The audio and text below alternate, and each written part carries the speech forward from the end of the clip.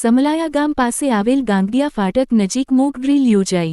આકસ્મિક રીતે રેલ દુર્ઘટના તેવા સમયે રેલવે વિભાગ કેટલું સજ્જ છે તે જાણવા અને બચાવ કામગીરી માટે વિવિધ વિભાગોની તૈયારીઓનું લેવલ કેટલું છે તે જાણવા માટે આ મોક ડ્રીલ યોજવામાં આવી હતી। સતત ટ્રેનોની અવરજવર અને મુસાફરોથી ધમધમતા સમલાયા રેલવે સ્ટેશન નજીક આજ રોજ સવારના સમયે આ મોક ડ્રીલ યોજાઈ હતી। આ મોક ડ્રીલ દરમિયાન ગુજરાત જીઆરપી તથા આરપીએફ તથા રેલવે સ્ટાફના અધિકારીઓ ગાંગડિયા નજીક આવેલી ફાટક પાસે દોડી આવ્યા હતા।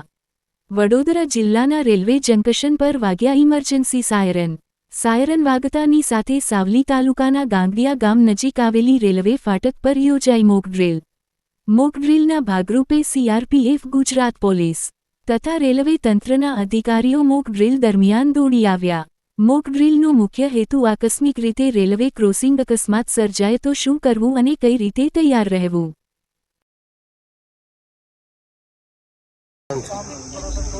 આજે અમને અમારા જીઆરપી કંટ્રોલ વડોદરાથી એક મેસેજ મળેલો કે 11:58 gate number LC gate number 18 ઉપર એક એક્સિડન્ટ થયેલ છે। તે બાબતે અમને મેસેજ મળતા અમે તાત્કાલિક બનાવવાળા જે છે એલસી ગેટ નંબર 18 ત્યાં પહોંચ્યા પછી અમને એવું જાણવા મળ્યું કે અહીંયા મોક ડ્રીલનું આયોજન કરવામાં આવેલ છે। મોક ડ્રીલમાં લાગતા વળગતા તમામને જાણ કરવામાં આવેલ છે। અમારી જે એમ્બ્યુલન્સ ટીમ છે તે અહીંયા જગ્યાના અભાવે હાજર નથી, પરંતુ સમલાયા સ્ટેશન પર હાજર છે।